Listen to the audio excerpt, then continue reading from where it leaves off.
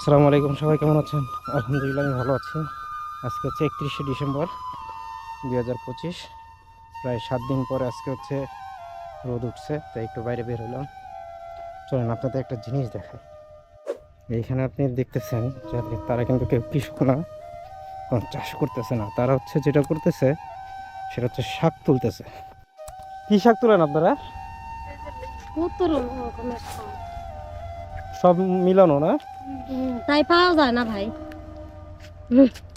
এখন আর পাওয়া যায় না। কত মানুষ আয় না। হয়তো সবই তো দেখি শাক তুলে, সবাই একদম দল বাইন্দা শাক তুলতেছে, হরেক রকম শাক। আপনি তো অনেক শাক তুলছেন, সকালে আইছেন অনেক। কি বাবু, তুমি কি শাক তুলো? হ্যাঁ, কি শাক? ডিমাই। তুমি কে কে আইছো? না, কার সাথে আইছো? দাদু দাদি কই? ওই ও, এটা তোমার দাদি? এটা না তো, ছেলে? ওই এদিক গ্রাম অনেক দূর আছে। তোমাদের বাসা কোথায়? পলাশে বসে, কোথায় এটা? এটা ওই দূর আছে। আহ, প্রতিদিন আসো? না, এই শাক তুলতে মজা লাগে না?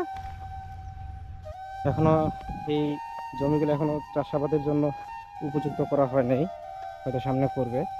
তা নর্মালি হচ্ছে বিভিন্ন টাইপের শাক হয়েছে। বাংলাদেশের প্রকৃতি এতই ভালো, মাটি এতই উর্বর, পড়ে থাকলেও কিছু না কিছু হয় এবং যেটা উপকারী। এখানে সকল মহিলারা আশেপাশে এবং দূর দূরান্ত থেকেও আর কি মহিলারা আসে এখানে শাক তুলে।